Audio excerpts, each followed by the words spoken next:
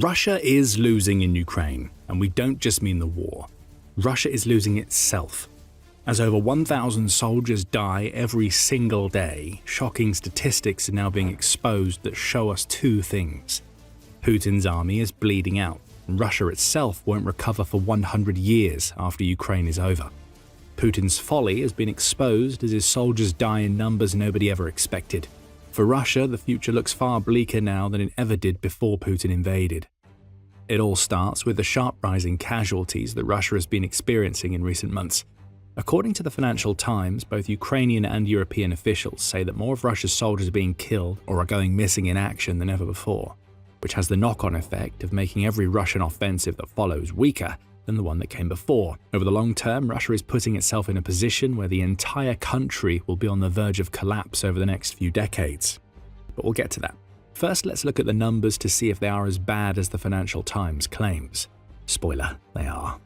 In February, the Ukrainian military's commander-in-chief, Alexander Syrskyi, revealed two things. One, Russia had lost 31,700 of its soldiers in January alone. And two, Russian recruitment levels are nowhere near as high enough to replace that meat that Putin had fed into the grinder. These losses add to those experienced already during a 4-year war that has cost Russia over 1.2 million soldiers. In 2025 alone, United 24 Media says Russia is estimated to have lost 415,000 soldiers, which amounts to an average of 35,000 casualties per month. It looks like Ukraine slowed down in January, but nothing could be further from the truth. The 415,000 soldiers figure relates to casualties, which include deaths, injuries, captures, and desertions. As for the 31,700 Russians eliminated in January, these are supposedly all deaths. Ukraine's drones were busy during the first month of the year, and every single one of these losses has been filmed by the drones that caused them, with that footage all being uploaded to Ukraine's Delta system, which enables verification. You don't need to be a maths whiz to see that 31,700 soldiers dead in January amounts to more than 1,000 losses per day. 1,022.6 if we're being precise. We throw in the 35,000 casualties per month seen in 2025, and the number, including other types of losses, is likely over 1,160. The other remarkable thing that Syrskyi mentions is that Russia's loss rate is now so high that it's losing soldiers faster than it's able to replace them. January saw Russia deal with a 9,000 soldier shortfall on the recruiting front, which means that Ukraine has turned a major corner. It's going to keep on doing what it's doing. Only now, what previously seemed like a limitless supply of Russian manpower is starting to wane. Each time Ukraine eliminates more than Russia recruits, Putin's overall invading force is weakened substantially. So is Russia as a whole. You'll soon see why. Why doesn't Russia just recruit more soldiers then, you may ask? It's a logical question. The Kremlin has shown many times that it's willing to splash its cash to hire more cannon fodder for Putin's war. However, that approach is starting to fail, as many of those who were desperate enough to take that money have already been churned up, leaving Russia with a decreasing pool of potential soldiers to hire from. Not enough Russians are being induced to fight in Ukraine by the enormous payouts on offer, forcing Moscow's army to recruit a higher share of accused criminals, pressure conscripts into signing contracts once their mandatory service ends, and redeploy wounded soldiers. The Financial Times reported on February 10th. And if Russia had been paying attention, it would have known that a recruitment crisis was looming.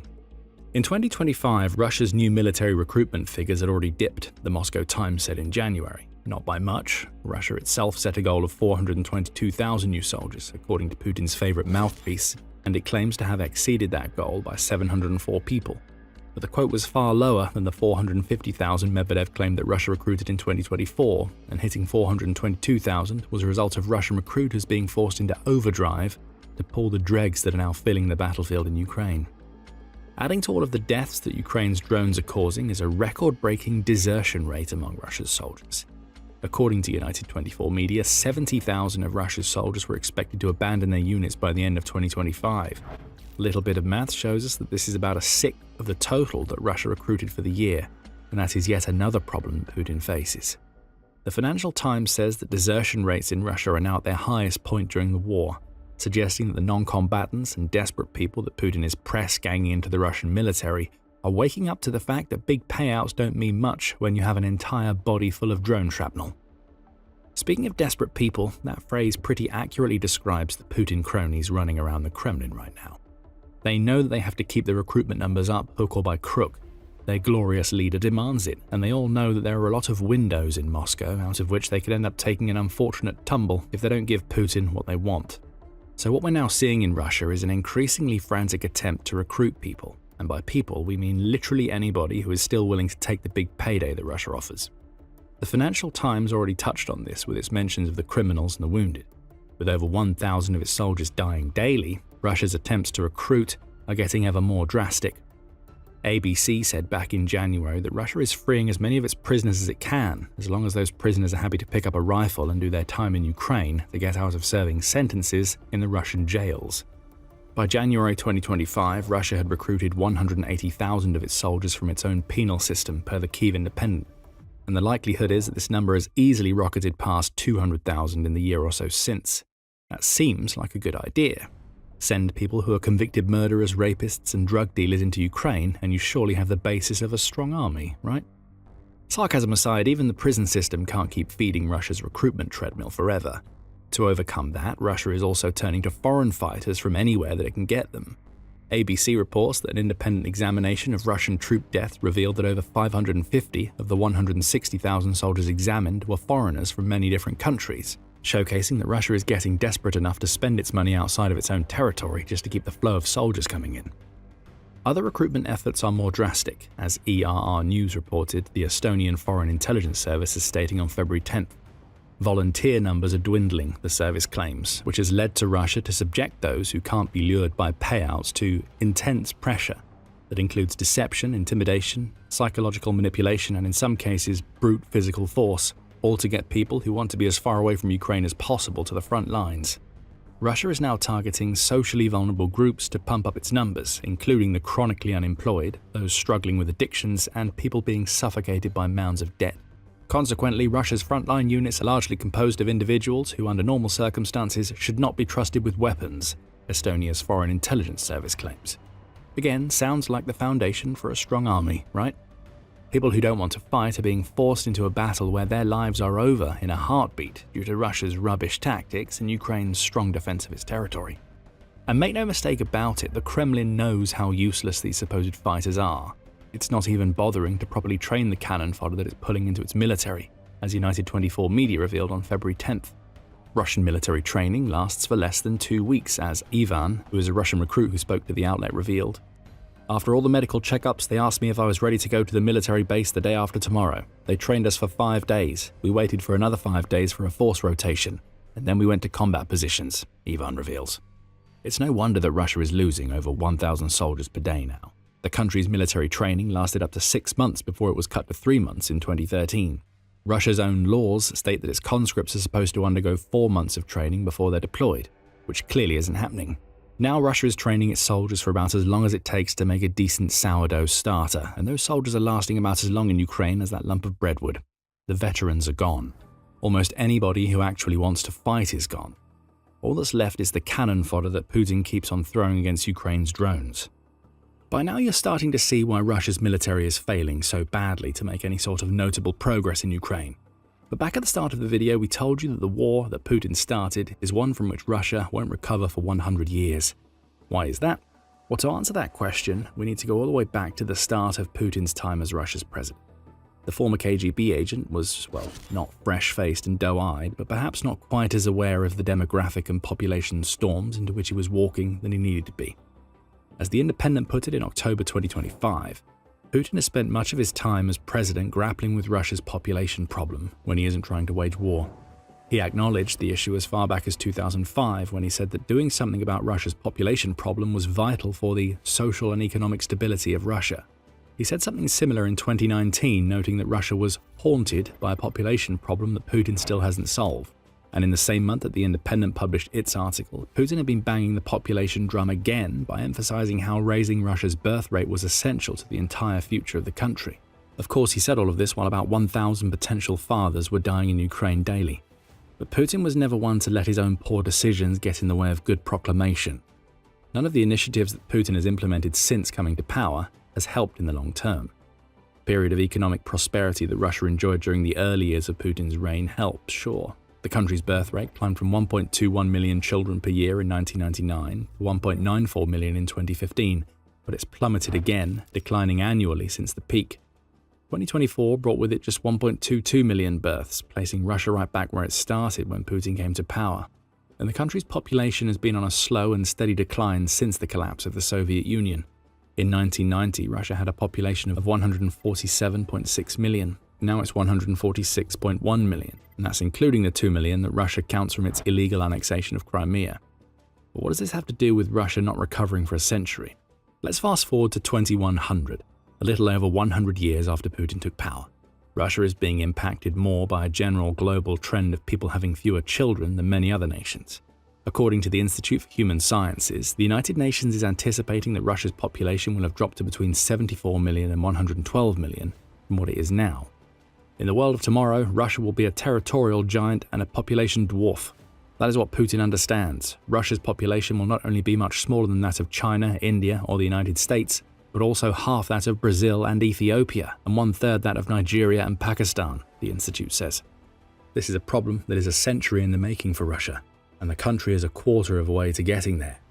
Now let's add a brutal and attritional war to this natural crisis. A war that has cost Russia over 1.22 million of its own people, almost all men, already. A war that is still costing over 1,000 per day.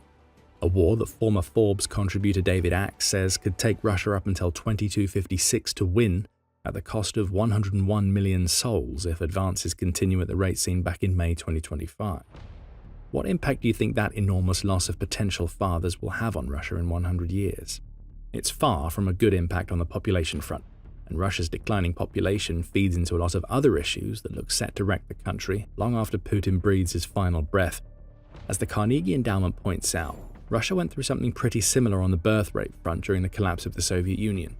However, the problems caused by low birth rates were mitigated by influxes of Russian-speaking citizens of the former Soviet republics that moved to the motherland from their former homes. Russia no longer has that get-out-of-jail-free card.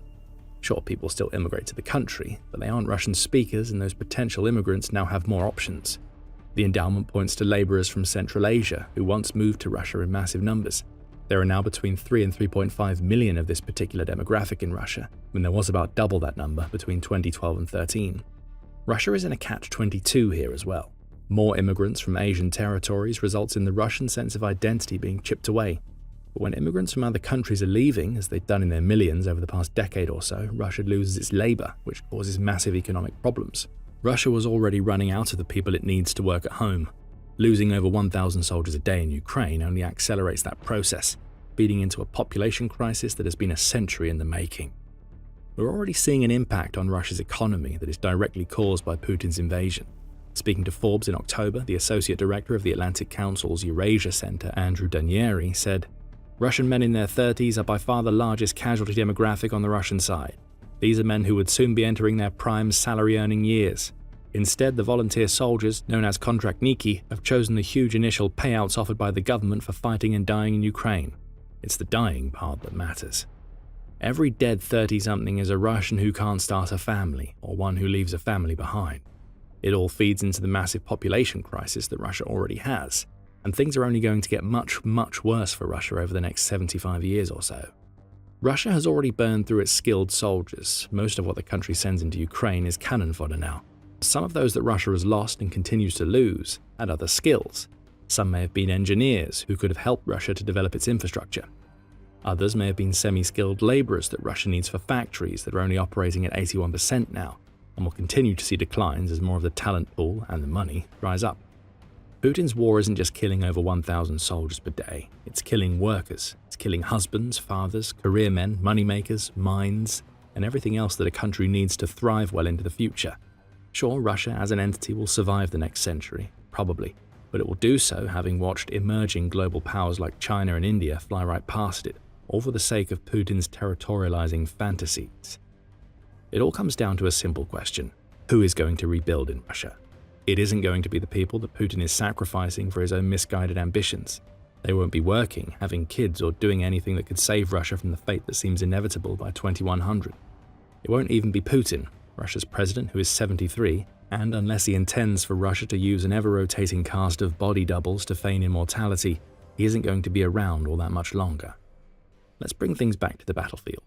The reality is that the sheer scale of Russian deaths we're seeing now isn't going to get any better. Ukraine's defense ministry has set a target of 50,000 Russian soldiers killed per month, which will only exacerbate a recruitment crisis that is born from Russia no longer having as many people who are willing to fight for the Putin paycheck. Every one of those deaths will also contribute to Russia's population problem in the ways we've just described.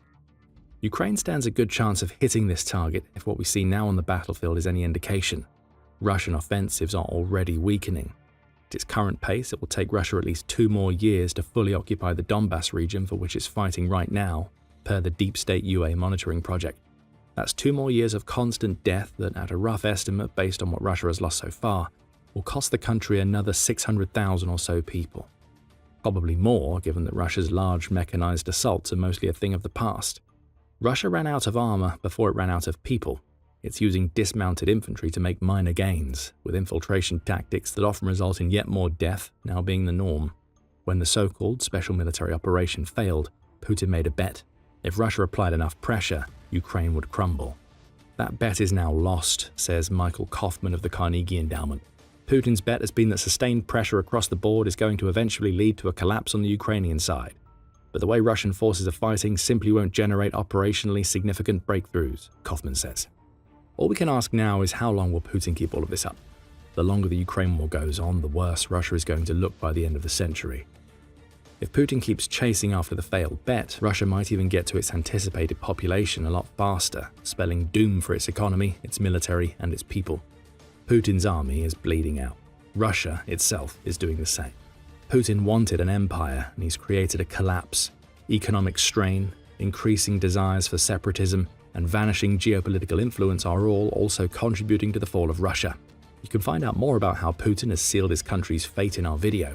And if you want to see more, subscribe to The Military Show for your daily dose of Ukraine war analysis. And thank you for watching.